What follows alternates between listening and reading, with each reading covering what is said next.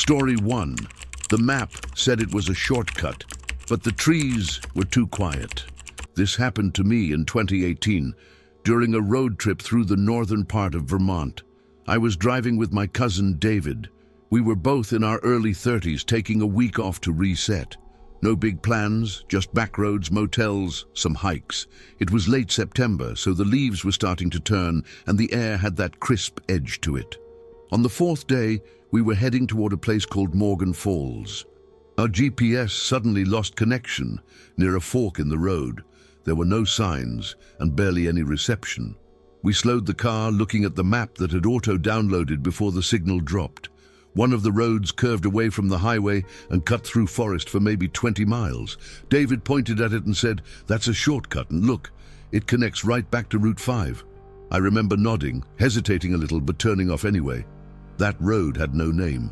The moment we pulled onto it, something changed. I know that sounds like a cliché, but I don't mean in a spooky way. It just got quieter. A few turns in, we both commented on how nice the silence was. No trucks, no engines, not even wind. The trees arched above us like a tunnel. The gravel was uneven but manageable. I don't remember hearing it under the tires. That should have been the first red flag. The weird part didn't register until later. At some point, maybe 15 minutes in, David turned to me and said, "Hey, have we said anything for a while?" I looked over. "What do you mean?" He said, "I just realized I haven't heard either of us talk since we turned onto this road." That struck me too. I replayed the last 20 minutes in my head. I remembered glancing at the temperature display. I remembered sipping from a water bottle. I remembered thinking about the weird shade of green the trees had taken on. But he was right. Neither of us had spoken. And it wasn't like we were tired. We had both been fully awake, alert. We had been chatting the whole drive before that. When I checked the clock, only about 20 minutes had passed. But both of us admitted it felt like longer, an hour, maybe more. David made a joke about time warps, but neither of us laughed. Around then, we noticed something else. The birds, or rather, the absence of them. There was no sound from outside, no leaves rustling, no wind, just the low idle of our car. I rolled down the window to make sure I wasn't imagining it. Nothing, just the sound of the engine and the faint pop of the tires rolling over gravel. Then David asked, "Do you hear that?" I paused. "Hear what?" He turned his head slowly toward the trees. Exactly. We pulled over. This wasn't just quiet. This was void, like a soundproof room. The second we shut the car off, it was like the world had been erased. You could hear your heartbeat in your ears. That kind of silence. We stood there on this nameless dirt road, surrounded by trees that didn't move, under a sky that felt too gray for the hour. I don't know how else to describe it, but it felt like the world was holding its breath. Then, something stranger. We both checked our phones at the same time. Same signal, 0 bars. Same battery, 83%. Same time, 2:47 p.m. But when we got back in the car, maybe 3 minutes later, the dashboard clock read 4:09. That rattled us. We hadn't even been outside long enough to stretch. No one had driven past us. We hadn't even walked off the road. We sat there in silence again, not because we chose to, but because speaking felt wrong, like we were in a place where noise didn't belong. Eventually, we drove on. The road got narrower. The trees leaned in more. That's when the signs started. The first sign was small, white metal, nailed to a post maybe 10 feet from the edge of the road. All it said was, "Caution." We figured it was some old maintenance marker, the kind you see near a slope or deer crossing. It was weather-worn, almost rusty. 2 minutes later, there was another. "You forgot." David asked me if I'd seen that too. I nodded. Neither of us said anything more. The road didn't fork, and it didn't widen or narrow. It just kept going. Then came the third sign. "It was your fault." It was the same style, white metal, black letters nailed to a post that looked identical to the first two. I slowed the car to a crawl. We passed it, and for the first time, I looked in the rear view. The sign was gone. I stopped the car, threw it in reverse. Nothing, no sign, no post, nothing where it should have been. David didn't say anything. He just kept looking forward, palms on his knees, breathing like someone holding something in. I asked if he was okay. He said nothing. The fourth sign came up just around the next bend. It was smaller, bolted to a tree this time. She already knows. David whispered, "What the hell?" Then, for the first time since we'd entered that road, he told me to stop. Not asked, told. So I did. He got out of the car and walked a few steps ahead, into the trees. I yelled after him, but he didn't respond. When I caught up, he was just standing there, staring at something I couldn't see. Then he said, "There used to be a cabin here." I asked what he meant. He looked over at me. His face was pale. He said, "When I was 12, family trip, my dad, he hit my mom, right around here. I think this was the road." That didn't make any sense. David and I grew up in New Hampshire. He'd never mentioned anything like that. I asked if he was sure. He didn't answer. He just walked back to the car and got in. We kept driving, and the signs kept appearing. Every few hundred feet a new one. No warning. Just there. They said things like, "Don't pretend. You left first." He was crying. Each one seemed to affect David more than the last. He wouldn't look at them, but I could see his jaw tightening, his hands gripping the edge of the seat. I wanted to turn around, but when I tried, there was no shoulder, no clearing, no place wide enough to make a U-turn. I checked the GPS. It was frozen. The dot hadn't moved in 40 minutes. We hadn't passed a single other car, not even a mailbox. The next sign stopped us cold. We didn't even drive past it. We both saw it at the same time and slammed on the brakes. It was nailed to the center of a tree, a little off the road. "Stop digging!" David leaned forward, staring at it like he was seeing something behind the words. He whispered, "That's what he said to me." He didn't elaborate. I didn't ask. We drove on. It's hard to explain how we stayed on that road for so long. Looking back, we both agreed it didn't feel like hours, but it must have been. We didn't eat, we didn't drink, we didn't even turn the radio on, just silence and trees. At some point, I noticed the road was looping, not obvious bends, but gradual arcs that seemed to bring us back to where we'd just been. I saw the same gnarled tree 3 times. I was sure of it, but I didn't say anything to David. He was sitting forward in the seat now, eyes wide, breathing shallow. Then the final sign appeared.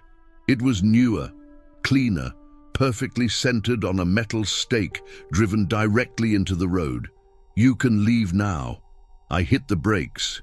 No other turnoffs had appeared, but this time, to our left, there was a narrow gravel path, barely wide enough for a car. David said, "Take it." So I did, and for the first time in hours, we saw something that didn't feel wrong. A gas station, small, old, but real. We pulled in. I killed the engine. Neither of us spoke. The attendant was inside, smoking. Looked like he hadn't seen a customer in weeks. I popped the hood. We figured we'd check the car while stretching our legs, but when I opened it, the engine compartment was stuffed with leaves and something else. David bent down, reached in, then froze. He stood up slowly. In his hand, small, brown, brittle objects. Teeth, human, maybe animal, maybe both. He didn't speak. Neither did I. We just shut the hood. The man inside never looked up. We didn't ask questions. We filled the tank, paid in cash, and got back on the highway. No signs, no forest, no mention of it again for weeks. To this day, when I try to find that road on a map, it's not there. We never figured out what it was, but sometimes when I'm lying awake at night, I remember how still those trees were, how empty the air felt, and I wonder if that road ever really wanted to let us go. Story 2. Every motel we stopped at had the same front desk clerk. This happened to me in the summer of 2019. I was on a cross-country drive with my brother, Evan. We'd been planning it for months. Not a vacation exactly, more of a transition. He'd just quit his job, and I'd just ended a long relationship. We didn't know where we were heading yet. The plan was just to head west, take back roads, stop where we felt like it, and maybe settle down when something felt right. The first night, we stayed in a roadside motel in Indiana. It was nothing special, stucco exterior, red neon sign that flickered when we pulled in. The parking lot had 2 cars. We walked into the lobby and found the clerk behind the counter. He was tall, mid-50s maybe, pale skin, grey hair that hung down just above his ears. He had on a red vest over a white button-up shirt and a little silver nameplate that read Martin. He didn't look up when we walked in. Just said, 2 beds? We nodded. He handed us the key, told us it was room 118, and went back to typing something on a terminal that didn't appear to be on. We didn't think much of it. Motels like this usually hired whoever they could find, and weird clerks weren't uncommon. But the next night in Illinois, at a completely different motel, new name, new sign, different chain entirely, we walked in, and the same man was behind the counter. Same posture, same red vest, same white shirt, same nameplate. I thought I was imagining it at first, but Evan saw it too. He paused in the doorway, looked at me and whispered, "That's the same guy." I laughed, nervous reflex. "No, seriously," Evan said. "It's him. Look." And it was. Martin. Same haircut, same blank expression, same slow blink rate, once every 8 or 9 seconds like a clock. He didn't acknowledge our confusion, just handed us the key and said, 2 beds. We nodded, but I stared at him longer this time. I noticed his hand movements, perfectly symmetrical. Left hand opened a drawer, while right hand pulled out a key. At the exact same time, I asked him how long he'd worked there. He didn't look up, just said, "Long enough." That night in our room, I told Evan it was probably some weird coincidence, maybe a franchise thing, some regional chain using cloned branding. But he said the first motel was called Lakeview Motor Inn. This one was Western Pines Lodge. Nothing matched, not the design, not the layout, not even the signage. We went to sleep with the blinds open. Both of us woke up in the middle of the night, not from a noise, just simultaneously, like something had shifted. I remember glancing at the clock, 3:12 a.m. Evan sat up, breathing shallow, and said, "I don't think we should stay another night anywhere." I asked what he meant. He just said, "That guy. He looked at me when you weren't watching, just for a second." I swear he didn't blink. The next day we kept driving, didn't talk much. The towns blurred together, gas stations, old diners, stretches of trees and empty land. At dusk, we pulled off into a town called Fairson, Missouri. We were both too tired to keep driving. There was only one motel. We almost turned around when we saw the sign, dull white letters, partially burned out, Whispering Pines. Evan said, "No, that's too close to the last one." But we needed a place to sleep. We parked, walked in, and there he was, Martin. Same clothes, same nameplate, same quiet nod as we entered. He didn't say 2 beds this time, he just handed us a key. Room 117. The lobby had a different smell this time, bleach and wood polish. The floor was carpeted, dark green with a repeating pattern of pine cones. But Martin, he hadn't changed. That's when I realized something that made my skin go cold. It wasn't just that he looked the same. It was that he behaved the same. Every single motion, from the way he looked up at us to the rhythm of his speech, was identical to the previous nights, as if he was reading from a pre-recorded script, like the world was playing him back to us. Evan refused to sleep that night. He sat upright on the bed with his shoes on. Around 2 a.m. I dozed off. I woke up to him shaking me. He whispered, "He knocked." I sat up. "What?" "He knocked on our door, just once, didn't say anything." I checked my phone, 3:12 a.m. I walked to the door, looked through the peephole. No one was there. The hallway was empty, but the carpet, pine cones again, looked identical to the last place.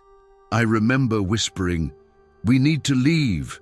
We didn't wait until morning. On the 4th night, We pushed through into Kansas, drove as long as we could, taking turns behind the wheel.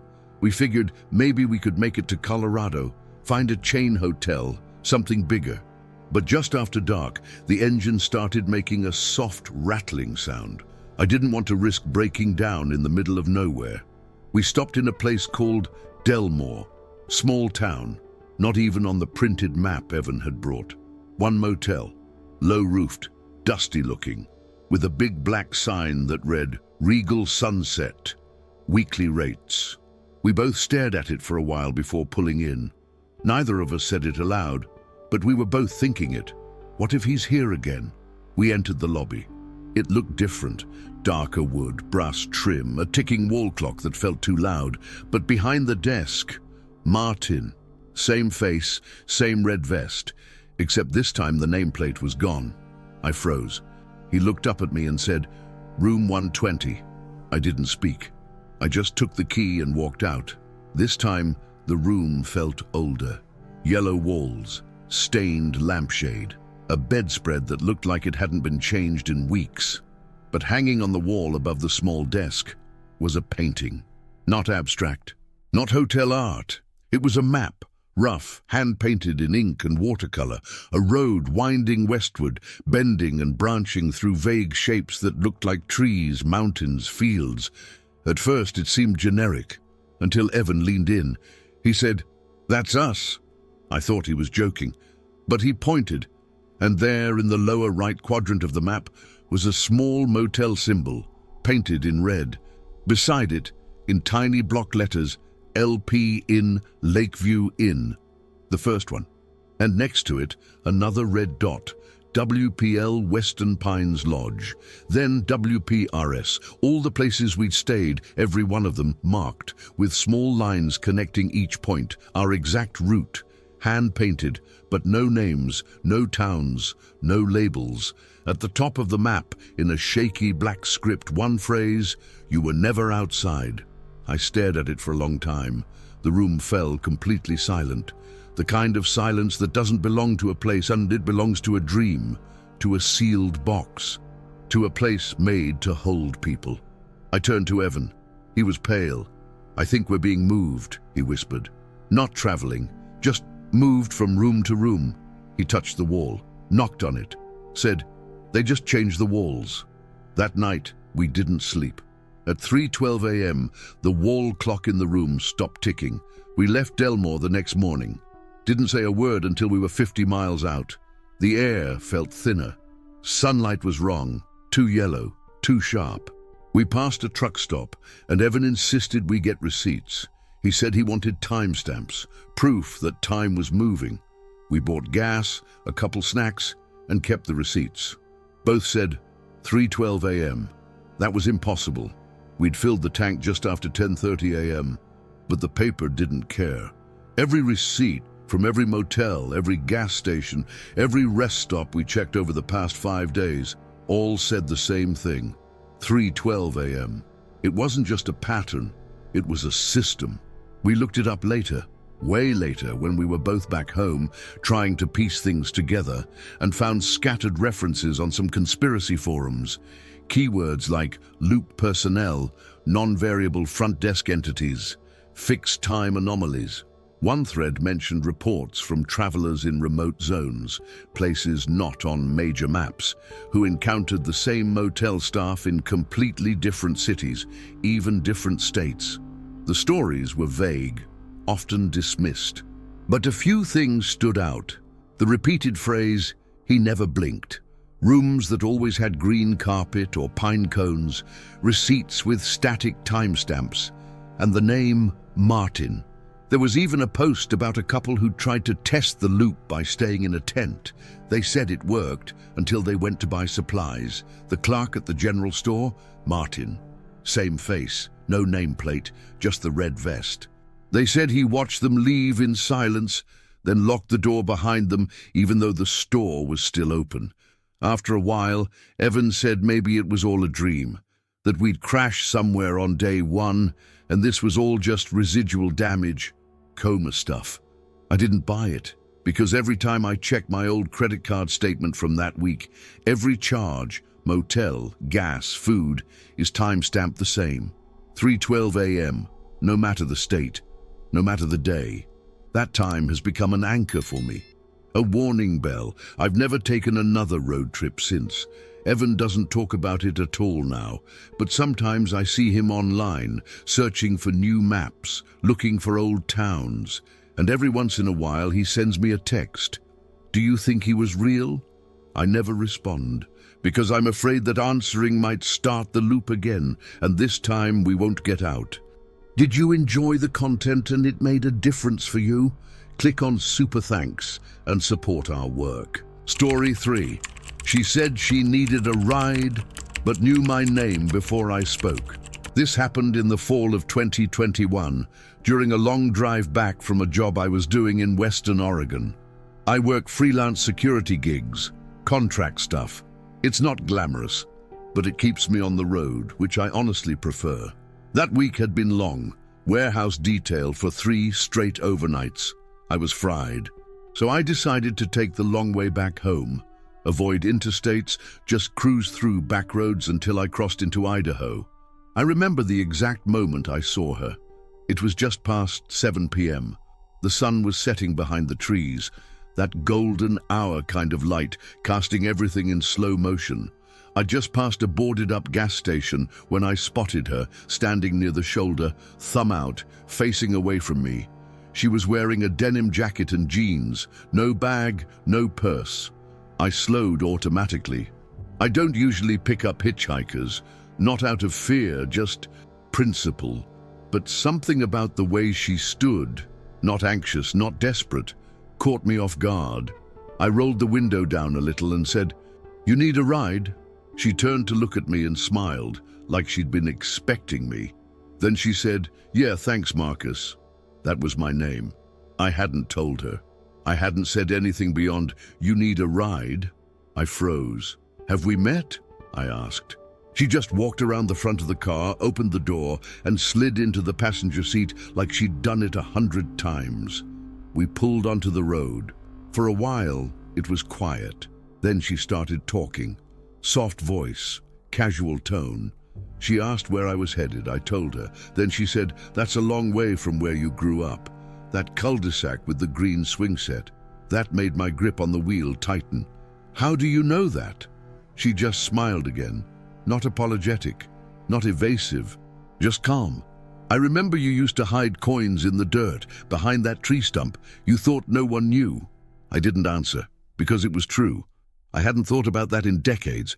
It was something I'd done as a kid, 5, maybe 6 years old. Digging little holes behind the stump at the edge of the backyard, burying change I'd stolen from the kitchen drawer. I'd never told anyone about it. She wasn't guessing, she knew, and she wasn't done. A few miles down, she asked if I still played piano. "I never played piano," I said. She nodded. "Right, not after what happened." I didn't reply, because suddenly a memory surfaced, so faint I couldn't place it.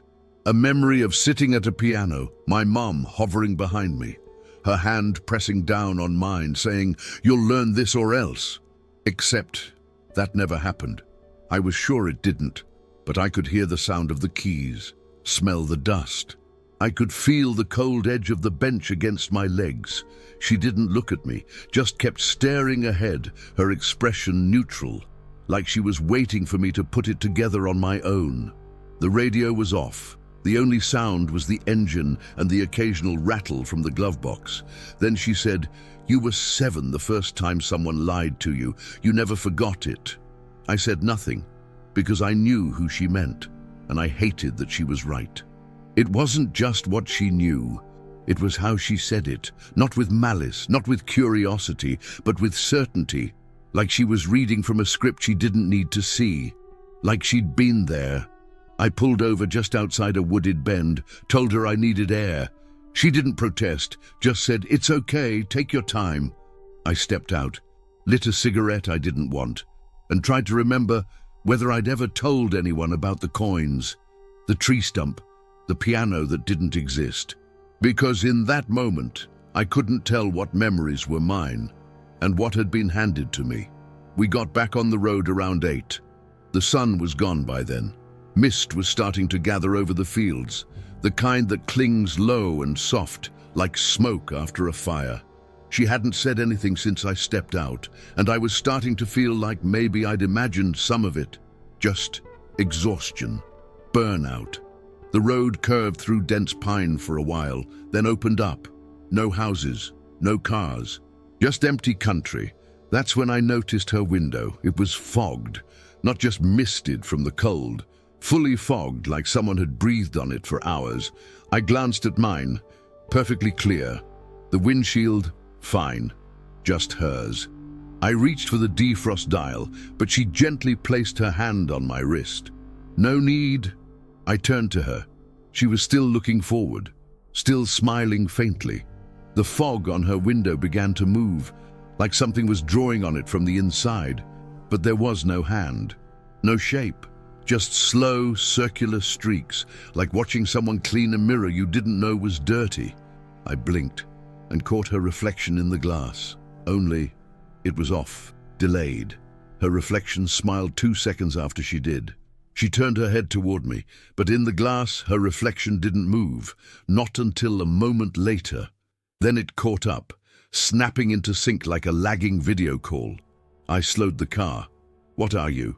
She smiled wider, not cruel, not kind, just patient. "Something old," she said, "something that listens." I asked her to get out. She didn't respond. I pulled over anyway. She looked at me, then gently said, "If I get out now, you'll forget all of it, every piece, every moment, even the stump." I stared at her, trying to decide whether that was a threat or a promise. Then she opened the door and stepped out onto the gravel. No drama, no scream, just walked away into the fog. But the window remained fogged, and her reflection stayed. Still sitting, still smiling, long after she was gone. I kept driving, didn't stop again until dawn. Found a diner just across the state line. Brick exterior, flickering sign. It was empty except for a cook in the back and one waitress wiping down menus. I sat at the far booth and ordered black coffee. Didn't speak, didn't look at anyone. When the waitress returned with my mug, I finally asked, "Do I look familiar to you?" She gave me a once-over. Shook her head. Should I? I didn't answer. Instead, I pulled out the receipt from the last gas station, the timestamp, 3:12 a.m. I hadn't been there at 3:12 a.m. I was on the road, watching her reflection break time. I checked the next one, and the next, same timestamp. Back at home, weeks later, I started researching, found strange threads buried in forums with names I didn't recognize. They called it memory echoing. Dajum described cases where individuals reported people, usually women, who inserted themselves into memory through suggestion, rhythm, tone. Some called them stalkers, others called them mimics. One thread described a woman who claimed her boyfriend had rewritten her past by speaking it aloud in new ways. After enough exposure, she started believing he'd been there at moments he never was. But my case wasn't that, because she didn't implant anything. She unlocked it. Even now, I can't stop thinking about that phantom piano. How I swear I remember it now, vividly. The chipped ivory keys, the way it smelled after rain. A piano that never existed. Or maybe it did. Maybe she was there. Maybe she left something behind. Because months later, I picked up a hitchhiker outside Nevada City. Young guy. Looked lost. I pulled over, rolled down the window, asked, "Need a ride?" He looked at me, blinked once, and smiled. Then he said, "Thanks, Marcus." That's my name. But I never told him. He opened the door, sat in the passenger seat, and when I looked over, it was me, still sitting there, smiling, calm, neutral, familiar. And I understood finally what she meant when she said, "Fear doesn't come from being followed. It comes from being rewritten."